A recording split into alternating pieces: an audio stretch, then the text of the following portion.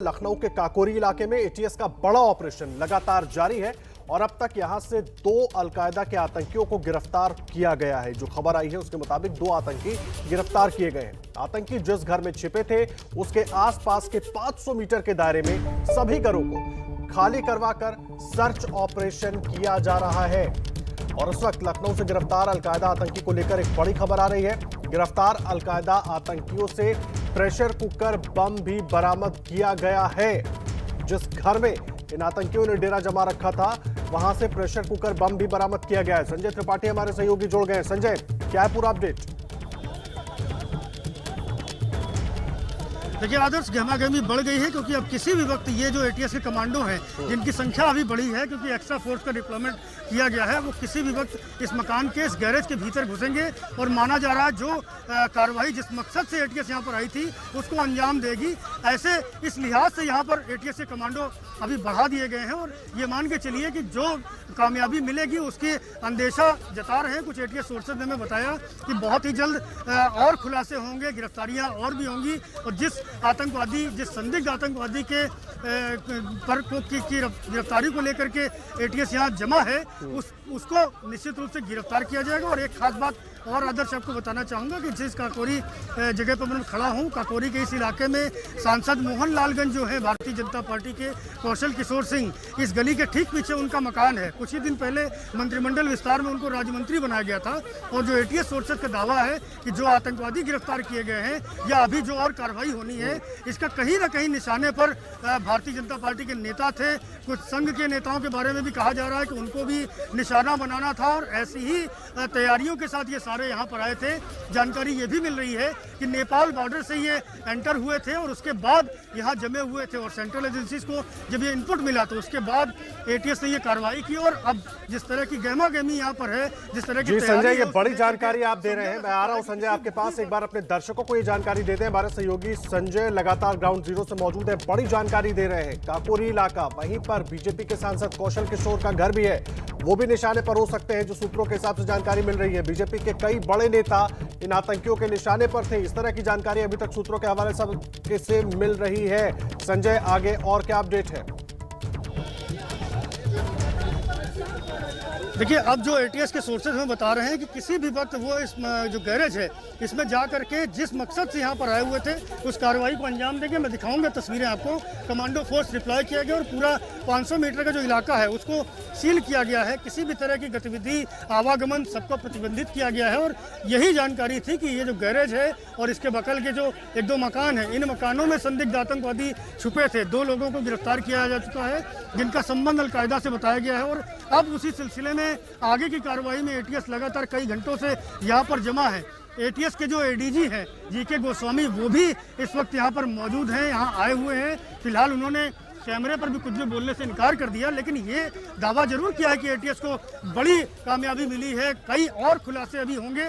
और इसी सिलसिले में शाम को जब एडीजी एलओ की प्रेस कॉन्फ्रेंस होगी तो उसमें भी कई जानकारियां दी जाएंगी। साथ ही साथ ये पूरा कनेक्शन बताया जाएगा कि आखिरकार किस तरह से एटीएस ने उन 2 आतंकवादियों को गिरफ्तार किया जिनके बारे में सेंट्रल एजेंसी से इनपुट मिले थे। और फिलहाल जिस तरह की गहमा गहमी आप देख सकते हैं कि एटीएस के कमांडो का जो घेरा है वो बढ़ा दिया गया है और पूरी तैयारियां हैं। लगातार आप देखिए पीछे की तरफ, मैं कहूँगा अपने कैमरामैन फैसल दिखाएं कि किस तरह से पुलिस तैयारियां करे हुए है। वहां से कुछ लोग आना चाहते थे जिनको रोक दिया गया है। तो ऐसे में माना जा रहा है किसी भी क्षण एटीएस के कमांडो इस गैरेज में और इस मकान में दाखिल होंगे और जिस मकसद से आए थे, जो सूचना थी, जो इनपुट था, उस कार्रवाई को अंजाम देंगे। तो लगातार यहाँ गहमा गहमी के हालात हैं और देख सकते हैं कि लोगों को रोका गया है। और अब किसी भी वक्त आदर्श यहाँ पर वो एक्शन होगा जिसकी सभी प्रतीक्षा कर रहे हैं, जिसको जानने के लिए सभी इच्छुक हैं।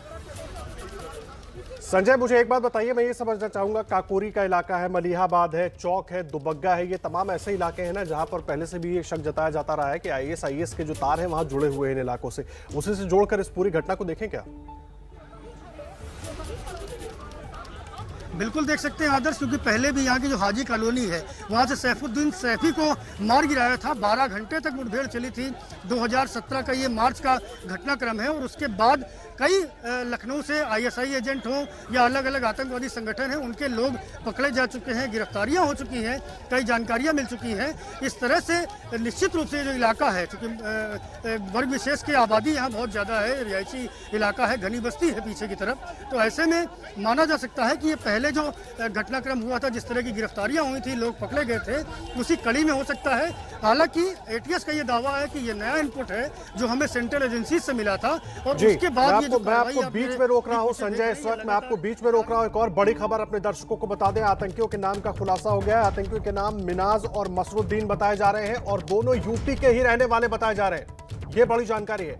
लखनऊ के काकोरी इलाके में इस मकान से इन दोनों आतंकियों को गिरफ्त में लिया है एटीएस ने। उनसे पूछताछ की जा रही है, पूरे मकान की छानबीन की जा रही है कि अंदर कहीं और विस्फोटक तो नहीं है। इनके पास से प्रेशर कुकर बम भी बरामद हुआ और अब मकान में घुसेगी एटीएस की टीम। अंदर पूरी छानबीन की जाएगी। उसके पहले पूरे मकान की रेकी की गई है, अगल बगल के घरों को खाली करवाया गया है कि अगर किसी तरह का विस्फोटक है तो उससे किसी को कोई नुकसान ना हो। संजय, बड़ी खबर यह कि नाम का भी खुलासा हो गया है। मिनाज और मसरुद्दीन बताए जा रहे हैं इन दोनों के नाम। बिल्कुल, मिनाज और मसरुद्दीन इन दोनों के नाम है और ये भी दावा है कि प्रेशर कुकर बम जिसकी सूचना मिली थी और जिस विस्फोटक की जानकारी मिली थी वो भी इन लोगों से बरामद हुआ है।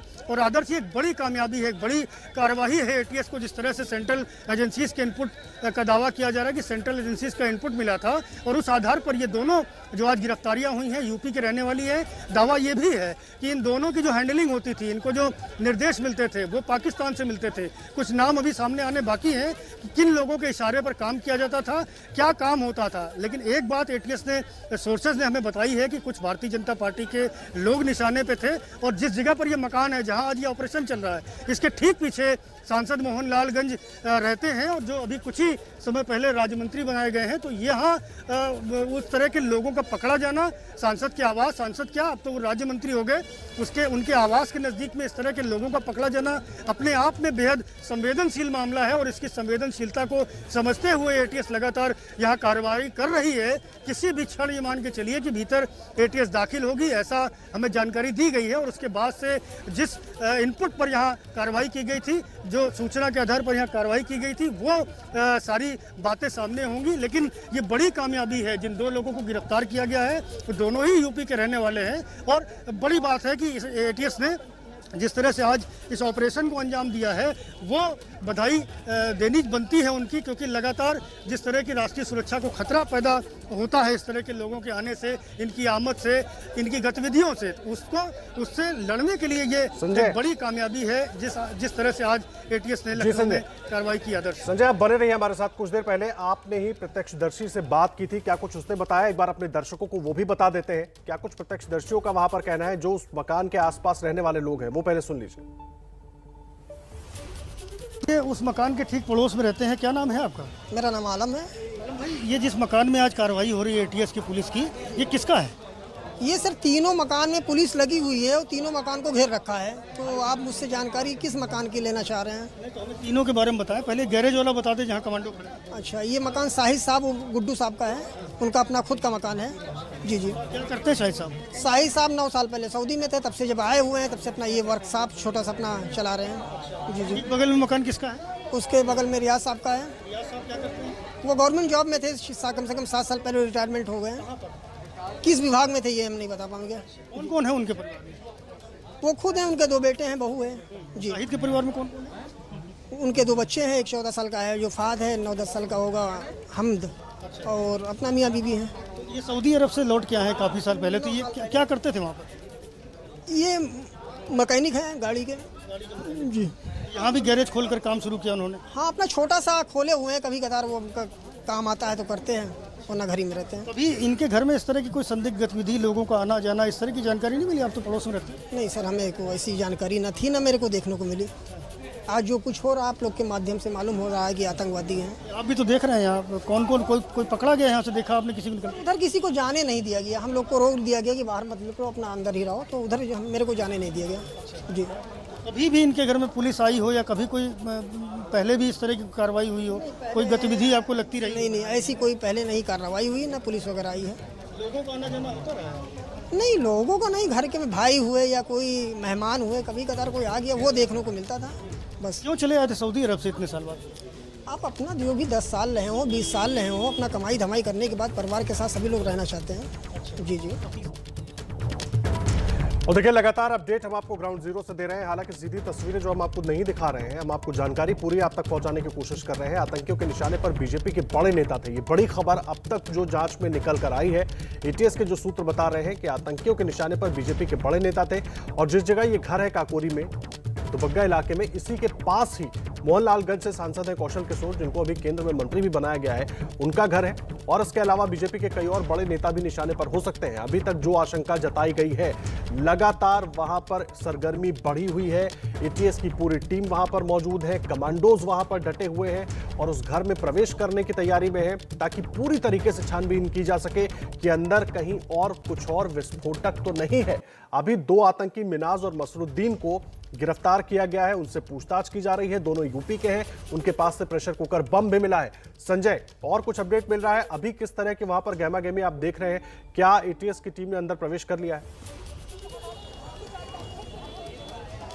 देखिए, अभी अभी हमें जानकारी मिली है कि जो जिन मिनाज और मसरुद्दीन की गिरफ्तारी हुई है, उनसे पूछताछ में ये पता चला है कि जो प्रेशर कुकर बम ये बना रहे थे, ये रखे हुए थे, उनको भीड़ भरे बाजारों में ब्लास्ट के लिए इस्तेमाल करना था। ये एक बड़ा इनपुट आदर्श है जो अभी अभी एटीएस की पूछताछ में इन लोगों ने बताया है। और ये जो बम यहाँ से बरामद हुए थे, यही रखे गए थे और इसी मकान से, जहाँ पर बड़ी जानकारी आप दे रहे हैं संजय, बड़ी जानकारी एटीएस के हवाले से संजय त्रिपाठी हमारे सहयोगी दे रहे हैं कि प्रेशर कुकर बम जो बनाकर रखे गए थे, वो इसलिए तैयार करके रखे गए थे ताकि उनको भीड़ भाड़ भरे बाजारों में उनका इस्तेमाल किया जा सके, ज्यादा से ज्यादा लोगों को नुकसान किया जा सके।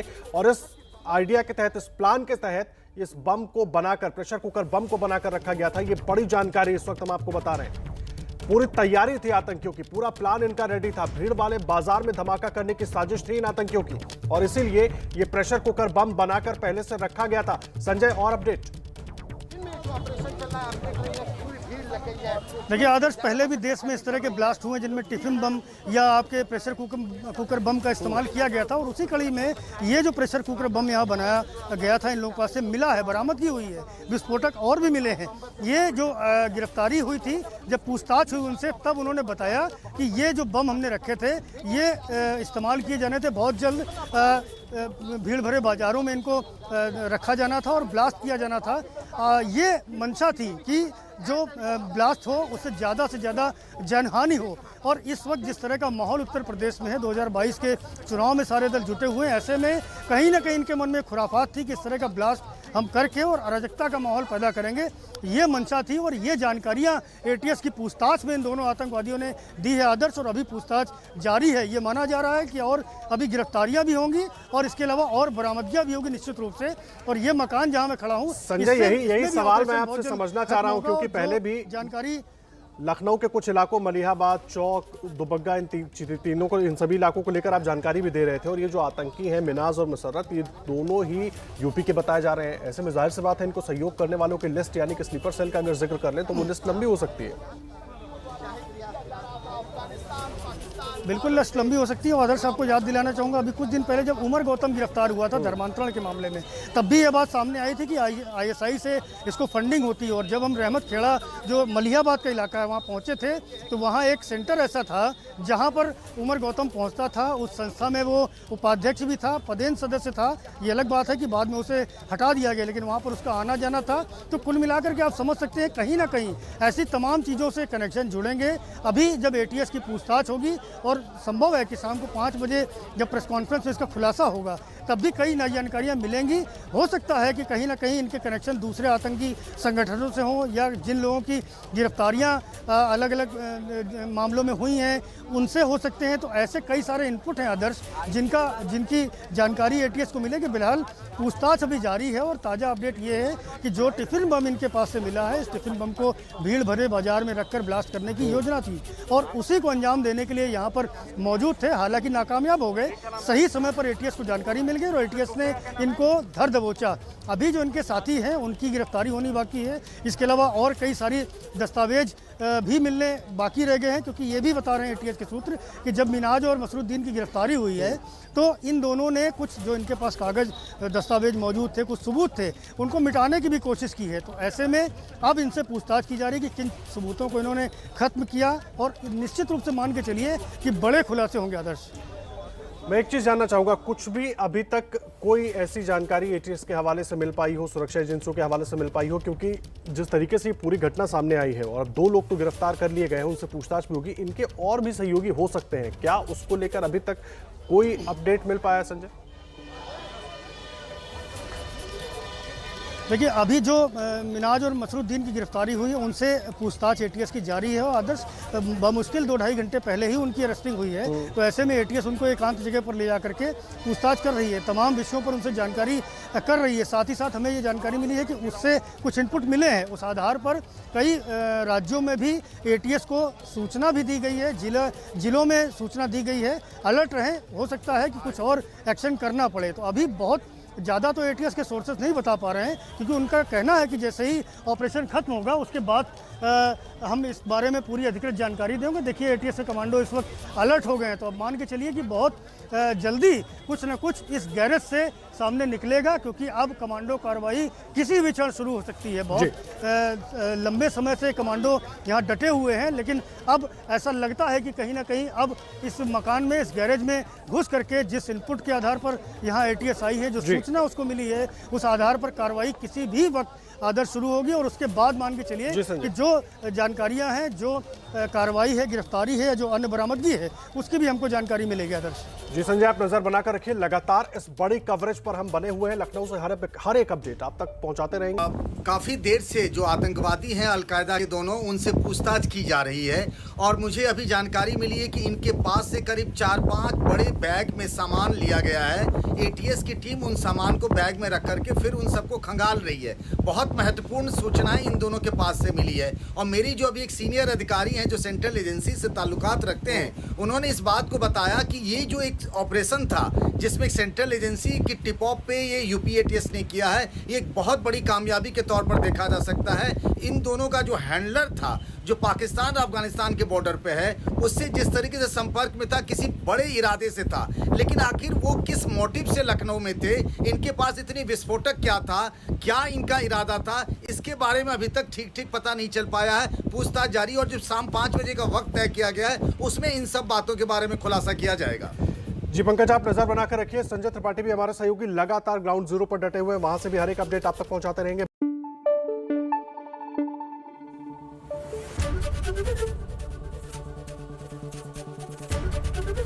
एबीपी न्यूज आपको रखे आगे।